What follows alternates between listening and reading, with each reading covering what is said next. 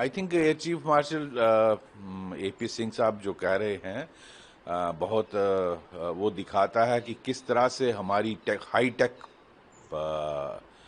जो हमारी मशीनरी थी उसने किस तरह पाकिस्तान को घुटने पे लाया, किस तरह से 5 उनके फाइटर्स को डिस्ट्रॉय किया और एक बड़ा जहाज जो अवैक्स जिसको कहा जाता है उसको डिस्ट्रॉय किया गया।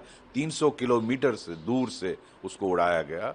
ये बहुत बड़ी उपलब्धि है और हाईटेक ये वॉर थी और इसमें कमांड एंड कंट्रोल सेंटर्स 5-6 उड़ाए हैं और इसके साथ साथ एक जो हैंगर था चकलाला में जिसको उड़ाया गया और उसको उसमें काफ़ी F-16 डैमेज हुए हैं।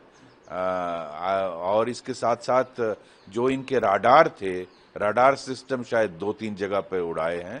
तो S-400 उन्होंने कहा कि बहुत ही इफेक्टिव था और गेम चेंजर था।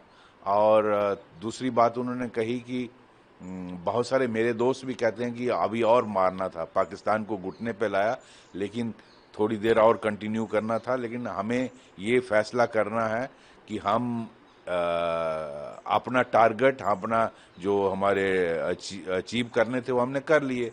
उसके बाद वार से कंटिन्यू करना क्या उसकी ज़रूरत है, इसलिए जब रिक्वेस्ट आई पाकिस्तान की डीजीएमओ मीटिंग के लिए तो हमने उसको माना।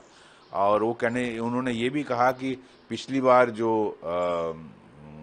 बालाकोट हुआ था तो बहुत सारे, हालांकि हमारे पास ह्यूमन इंट से पता चला था कि बहुत सारे टेररिस्ट मारे गए थे, लेकिन कुछ लोगों ने उस पर सवाल उठाए थे, वो इस बार नहीं उठा पाए क्योंकि हमारे पास सबके इमेजेस हैं और हमारे पास उसके प्रूफ्स हैं।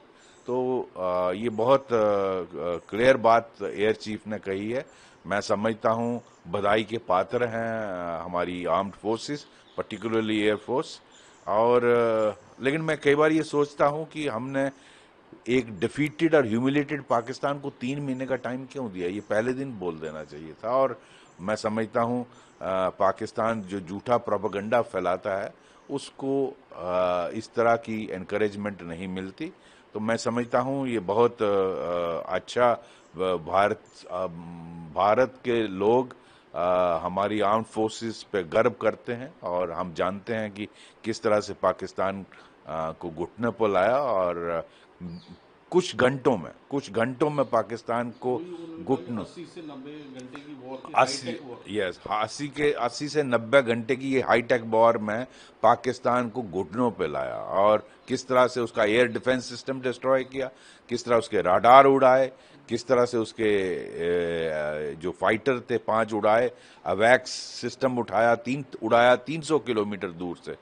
That shows how precision attack it was. जो 9 एयरफील्ड उड़ाई उनको डैमेज किया और उनका जो हैंगर था जिसमें बहुत सारे F-16 रिपेयर हो रहे थे वो उड़ाए।